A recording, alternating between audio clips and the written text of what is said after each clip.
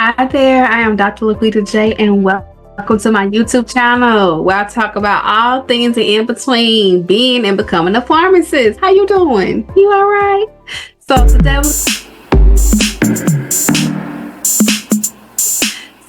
we're going to continue our series of learning, learning and studying to your learning style, right? And today we're going to talk about auditory learning. And auditory learning it's all about listening. It's about listening and absorbing the power. It's the absorbing information from the power of sound. So today we're going to dive right on in. So as always, let's define what auditory learning is. And it simply is you just process information through listening and spoken word. This is your thing. You're really big on verbal communication, discussions, auditory cues for understanding and retaining information. So one of the key things of how you can implement this is going to be, because I'm gonna dive right in this. One of the things that I'm diving right. I define this. Let's dive into it. So when it comes to auditory learning, how you can implement this is going to be one through group discussions. This may be your thing where you just like talking out a particular topic when you're in your study groups, because it helps you, like, I can understand it.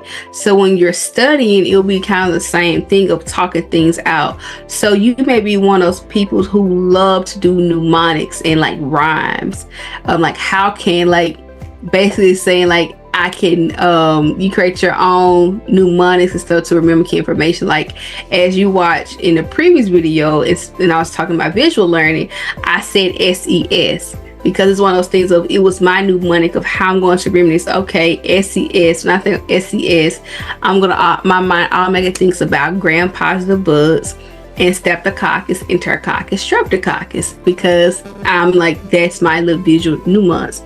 Or it can maybe of like back in elementary school, what's this, my dress, my dear Sally or something, I don't know, my Aunt Sally, don't make me lie, but something, you know, I was getting at that kind of thing.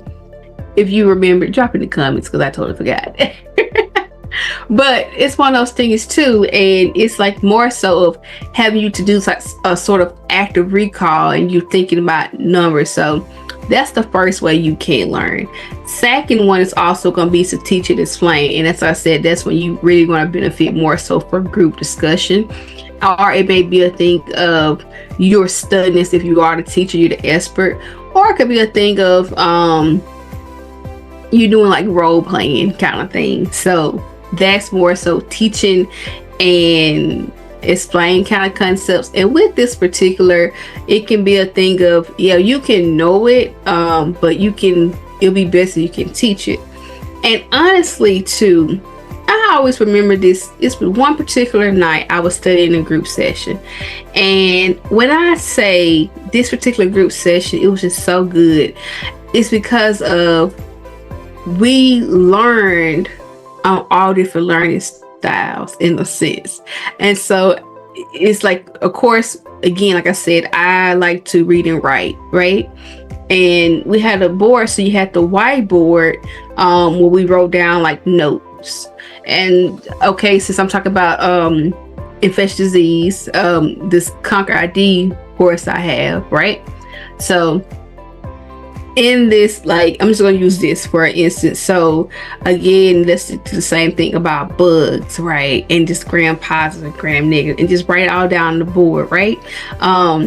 But it was one of those things of saying like, okay, but how I'm going to remember this information? And one of the ways of, I was like, oh, SES, and then it's like, oh, Streptococcus, Enterococcus, Staphylococcus, and you able to remember it.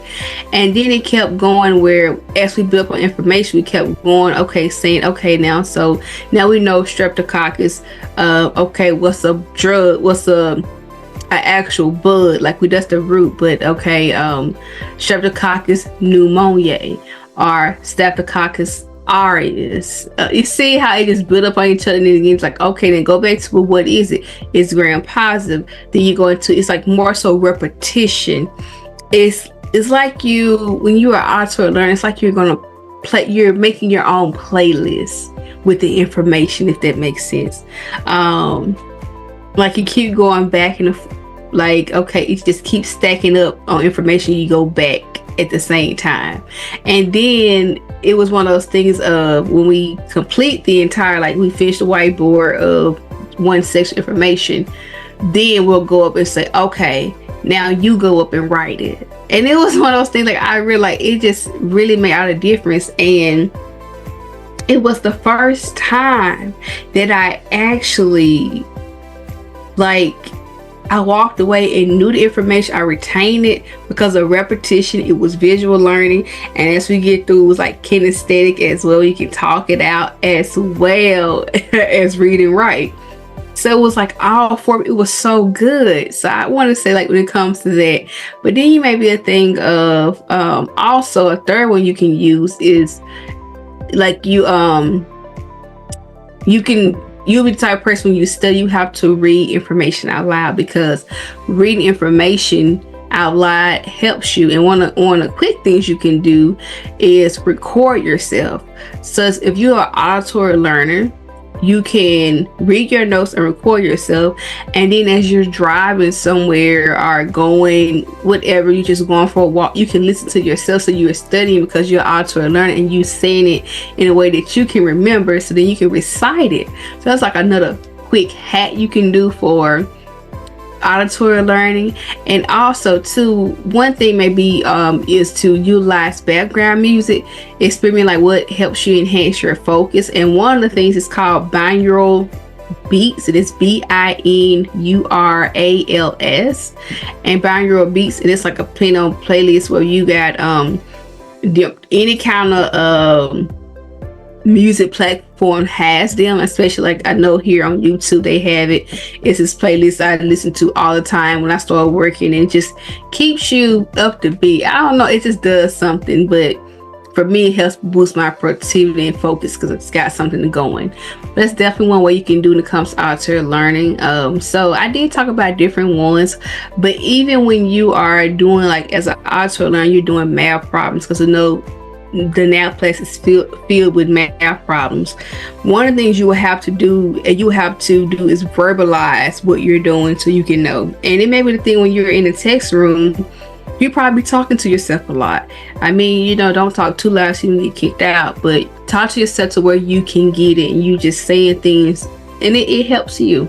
So with this auditory learning, right, I gave you about 5 steps because I keep, I love it. 1, use mnemonics and rhymes, like create your own word playlist, how you organize information.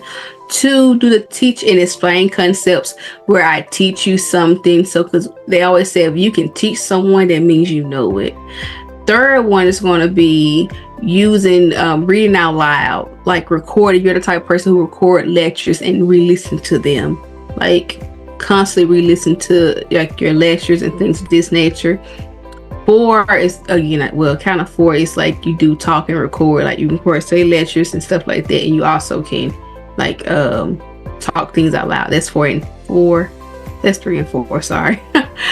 5 is going to be utilize background music, and background music is like, it's create like a ambiance kind of music thing, and binaural beats are one of those. So you can feel free to use that. Look on Facebook. Sorry, look on YouTube. Here on YouTube, you can get it. Any kind of playlist have it as well. I'm sure you will have it. So I also provide a link in the Soar 2024 guide of to the link to the playlist I like to listen to. But you're more welcome to find out what works best for you. Look, as I say, as you embark on your auditory learning journey, it's education learning. It's just not one size fit all. You can figure out what works best for you. But one of the key things you also have to remember that, especially if you are auditory learner, the thing is you have to remember that each word has its own melody that helps you learn. And I love that. I love how to say that, like literally each word has its own melody for your learning, and you have to figure out what works best for you. I have given you 5 different methods, but if like again, what works for you, right? So if this video was insightful, please give it a thumbs up and subscribe for our channel. Subscribe to our channel. I hope you are enjoying this little series on learning styles, and I do want to know if you are auditory learning, like what has been your experience, what has worked for you, do you get it? Yeah, just comment below. But until next time, as always, remember, pharmacists unlimited. If you are, now go be great.